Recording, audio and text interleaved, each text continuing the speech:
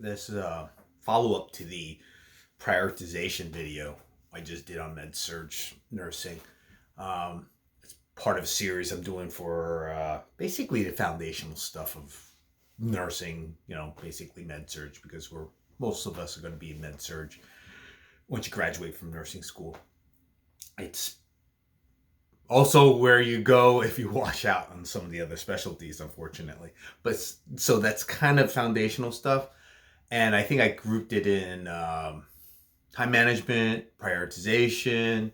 There's MedPass, there's charting, there's assessment, of course. I mentioned that's probably the most important one. And you're going to learn all these skills throughout your career, but assessment, you're always going to be honing and tweaking. And that's probably the one skill that kind of delineates beginning nurse to experienced nurse, because you're able to pick up on things.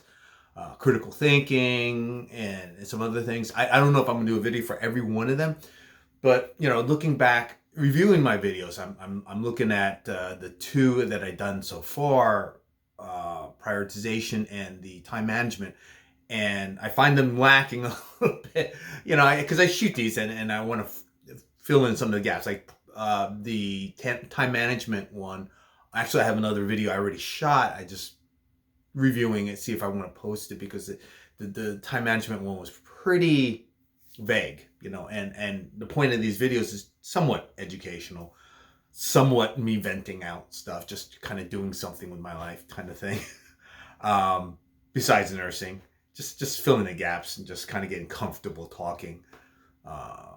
But also prioritization, I noticed it was a little lacking, because it's not just meds. It's also actions that you do, and it's not just prioritizing your patients or your shift. It's also preparing for the future, and that came up in some of my reshoots and some of the just reviewing the videos and just going over my thoughts. An instance came up on prioritizing that had nothing to do with my shift. I was finished my shift. I was giving handoff, and I was giving handoff to a preceptor and a preceptee. And it had to do with that, our patient that I was handing off, they were going for some procedure, and they normally get anticoags, and they get a high dose, and they get an anticoag that normally get once a day, but they get twice a day. So they were going for a procedure. So I said to them during handoff, I said, you might want to follow up on this. She's been NPO since midnight, She's going for a procedure. I just don't know when it's going to be. The surgeon might want to push it up. She might want to take the patient as early as possible.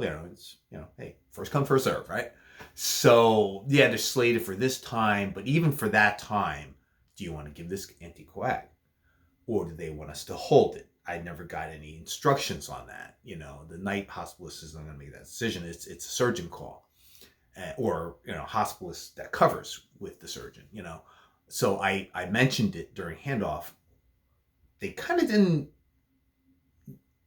pick it out. So I circled back and mentioned it again, making sure the preceptor heard me. And preceptor took the supplement, and as we finished, I said, okay, because I did it toward the end of the handoff, and she said, okay, first thing we're going to do is follow up on this to make sure they want us to give the morning dose, or we're supposed to hold it in preparation of the procedure. So, the patient was able to take PO meds and all that other stuff, but it was just something that we needed to have clarification on, because and that's something that occurred to me as I was going through the previous videos, like, yeah, you could prioritize and do all the things, but you also need to add a little critical thinking to it.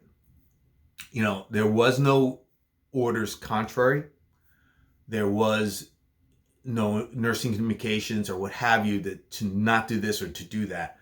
We have to take it upon ourselves to think a little bit, critically think a little bit, and help the providers out a little bit. They got 50 to 100 patients they're looking after. The surgeons are, going through a dozen, maybe 20 procedures during the day, and it's exploring, you want to be there to do that extra step. Yes, they could have done protamine and whatever, and antidote and reversed it, but maybe they didn't want to do that. I mean, it's just an added level of critical thinking that you add to prioritizing the next shift's schedule. I mean, they could have just told me to F off. Well, you know what we're doing. That's great. I can't do anything about it. But it was one of my priorities to make sure I made that off on handoff. And I made it in my SBAR notes to go over that. I do my, and these are little tricks of the trade that, not even tricks, they're just little hints or little bits of advice. I am one of those color coordinated nurses. I will do certain things in blues, certain things in black, certain things in red, and certain things in green. And I'll highlight certain things. And it just makes it easier. Honestly, it's for me, it's like me parking in the same spot every day. It's because I don't want to use an extra brain cell to figure out where the hell I'm parked. I kind of chuckle whenever my girlfriend's like, I'm looking for my car. It's the end of my shift. I'm like, just park in the same spot. Then don't have to worry about that. It's done. I go there. If it's gone, then I have a problem. Then I call police. But we're in a enclosed garage. But you do that to help you prioritize, so you're not fumbling around. Because a lot of times, your time management, prioritizing is fumbling around. You're like, oh, in the middle of a code, they're like, okay, who's the primary nurse? What can you give us? You give them that information. Later, you see a lot of nurses just rattle it off from memory. And I'm like, no, these are my notes.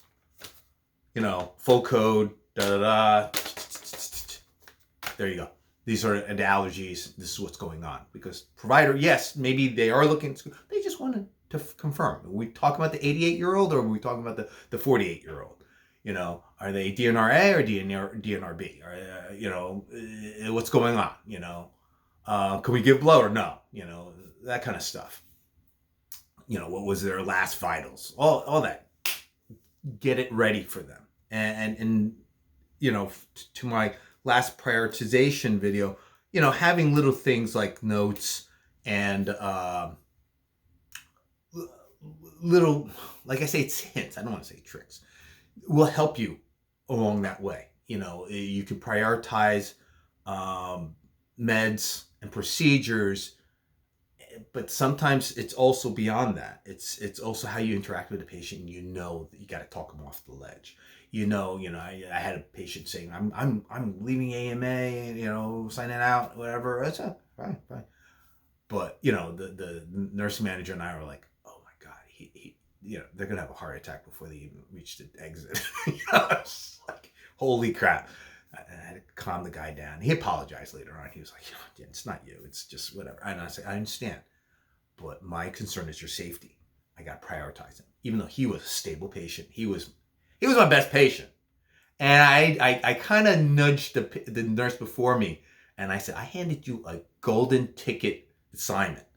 And he was the best. What the hell happened between 7 a.m. to 7 p.m.? Now he's freaking a maniac. And she's like, I don't know, I'm leaving, bye. I'm like, and I had to reorientate everything, reassess everything, get him locked down and quiet. And in the morning, I handed him back off, and I said, see, I fixed everything. Don't mess it up.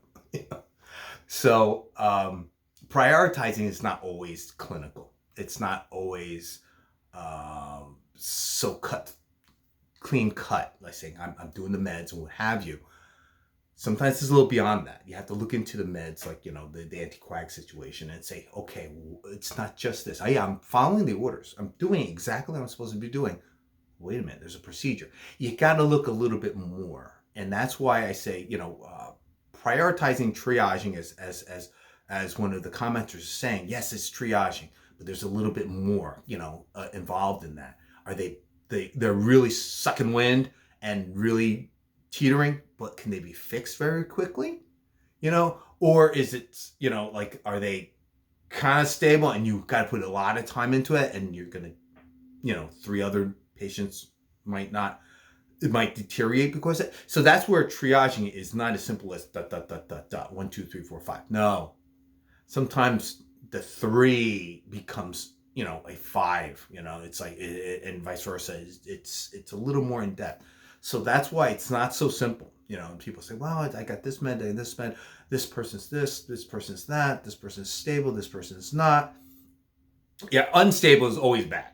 There's that's the name of the game. So hey, let's just escalate this. Then that's what happens. But then it pushes back your other patients. So you also need to. Part of that is also working as a team. And coming together and you're raising a child by village rather than one at a time. So I hope most nurses are in a situation where you can call for help and you can get that support. But I have heard horrible stories from friends of mine and just whatever in the industry that they're like, yeah, no, I was on my own. They didn't help me at all. And it's kind of sad that we treat each other that way. Sometimes it's eating your young. Sometimes it's just being passive aggressive. Sometimes it's just the resources aren't there, and that's really sad. If that's the structure of the place. If we make the environment bad, that's us as human beings failing each other. But if it's structurally that bad, it's structurally that bad, and that's really dangerous. But going back to, prioritizing things for as a starting nurse, be aware that it's not as straightforward all the time. And that's the difference that gets you out of orientation comfortably, quickly. And like that instance with the preceptor and preceptee, that was the important thing. All the other stuff, and there was progressive care too. So we didn't have a lot of patients. There was only 4 patients, but we were in the progressive care side of the unit. And it wasn't like she had, a vent and cardiac, but that wasn't the issue.